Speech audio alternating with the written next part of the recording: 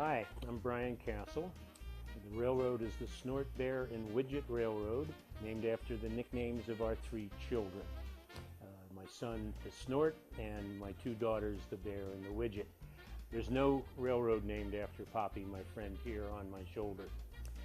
The Snort, Bear, and Widget Railroad started in 2002, and then we tore it down in 2006, and what you see now is the new iteration.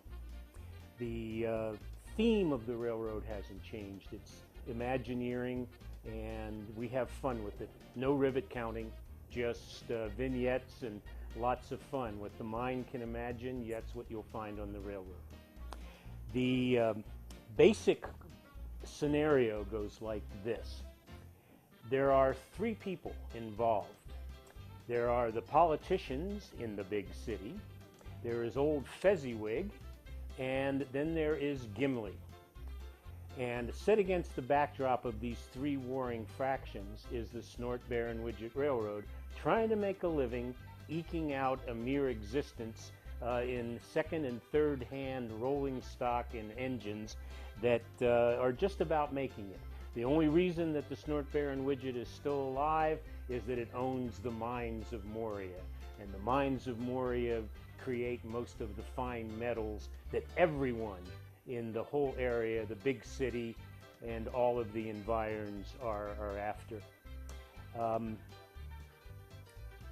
The main towns, there is the big city, and then there is Phoenix.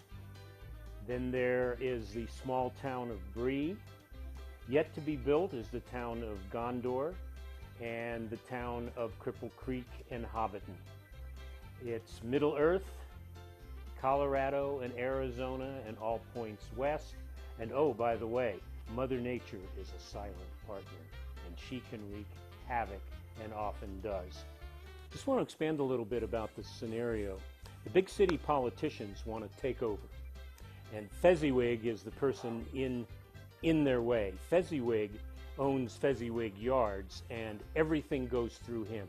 He takes a cut from the mines of Moria, and he brews the best booze that everybody wants. The problem is the feds want to shut him down, so he has a mobile still on wheels that travels all over the place. And the feds brought in Sir John B. from Scotland, the hanging judge, just to try to shut down old Fezziwig.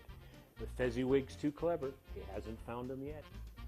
Primarily, I like to show the railroad, and I like to do it for charity. We've opened up for Make-A-Wish last couple of years, and this Christmas we'll be opening up for the Children's Hospital. We also host the ABTO, which I am a member, and we've hosted them 3 years in a row.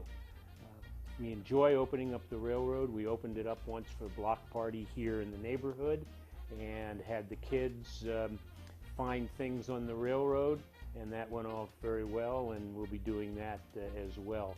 The main thing is that I like to share the railroad, and I like to do it for charity as well. This railroad teaches you humility. If something will go wrong, it will.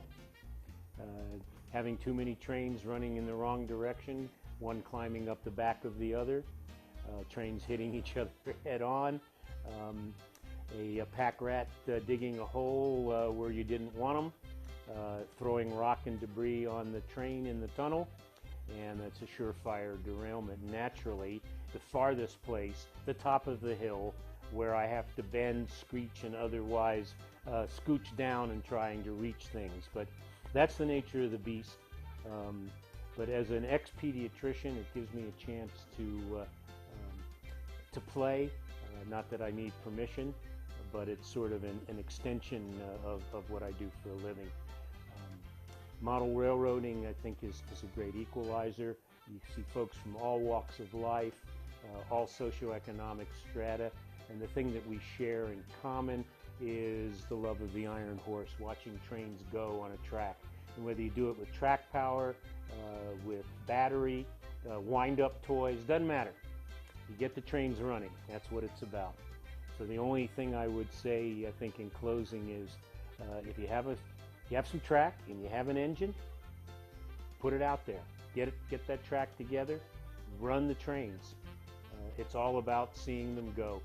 and then your imagination will take you from there. So Poppy and I will say bye-bye.